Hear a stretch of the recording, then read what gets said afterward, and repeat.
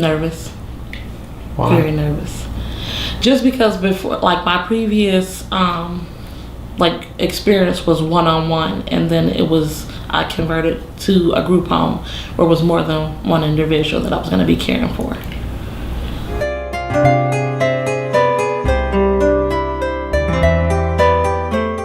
Then my residents were going to go get naked when it was time for a shower. Like, it was just surprising because, like I said, I was used to, okay, one-on-one, where, okay, I'm ready for my shower. And that particular day, my first day, I'm like, okay. She was like, oh, it's time to give showers.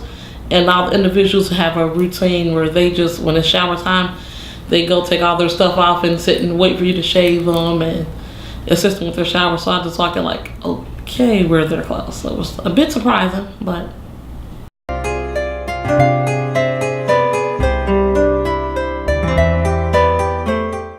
So I was asked to go to a building because they were short-staffed.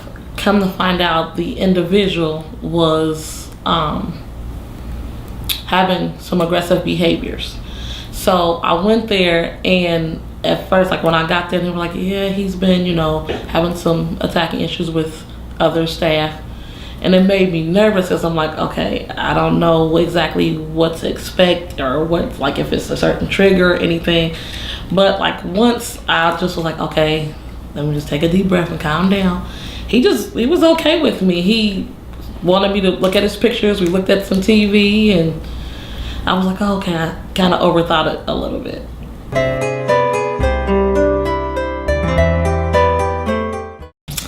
Dedication, love, compassion.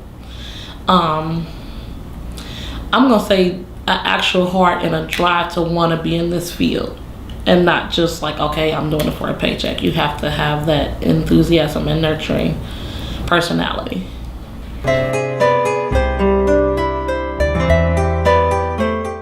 That everybody is different. Just because they may suffer from the same disability doesn't mean that they're gonna have the same quantities or anything like that. Like, they're all their own separate person, and some of them, they may have a rough day, but you have to be willing to listen and kind of bend a little, like, and adapt to their routine, and just show them that you're here for them, to support them, and you have their best interests. I'm just one of those people where if it's at home, when I walk into work, I'm at work. So, and coming to work with these individuals, a lot of them, their little personalities are like, I have a good relationship with the most of the ones that I work with. And so everybody has their perks. And like most of the time, if you look at them and they're like, oh, you having a rough day, what happened?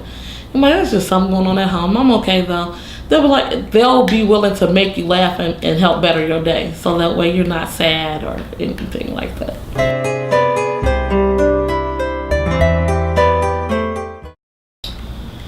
To always listen to what they want, and always make sure you have a clear understanding that it's all about them, and it's not, oh, well, this is my job. This is their home.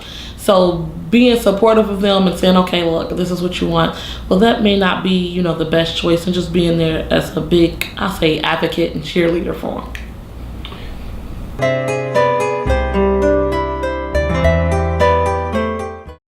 Always check behind yourself, and don't be afraid to have another staff come behind you and check if you're not 100% sure, because you may look at it 2 or 3 times and say, okay, I'm error proof, but then someone come behind you and say, hey, you forgot, even when it comes to medications.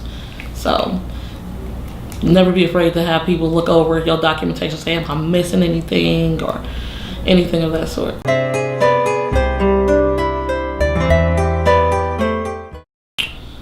Come in open-minded and always be willing to be a team player. So that way, everything can get done and there won't be any issues between you and staff or you and the individuals. To always have a good relationship, try and develop the best relationship with your supervisor.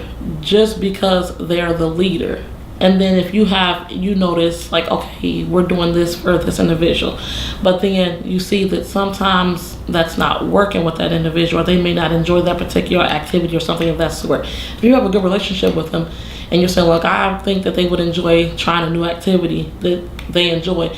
If you have a good relationship, it's like, oh, well, maybe they do, she does have a good interest of the individuals, and that's not just she trying to do it herself, so.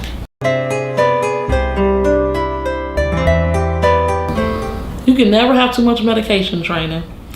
And then I think that every so often staff should even brush their skills, and just, a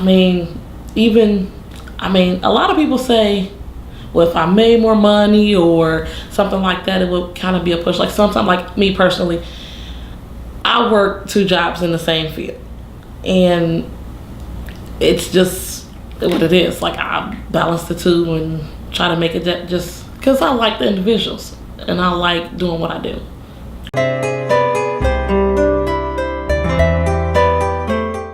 Because they are the closest to the individuals.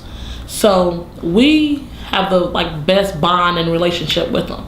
So if something is even as far as a medication or their personality, we are working more hands-on with individuals instead of the home coordinators. They're more of the front of everything.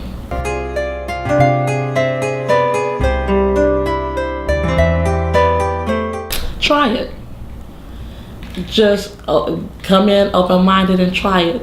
You never know. I was scared that I'm I don't know if I can do it with all these individuals, but because I had it in my heart that I had the drive to help people and I care about people, I tried it and I've been doing it ever since. So, just try it. Never hurts to try. Yes.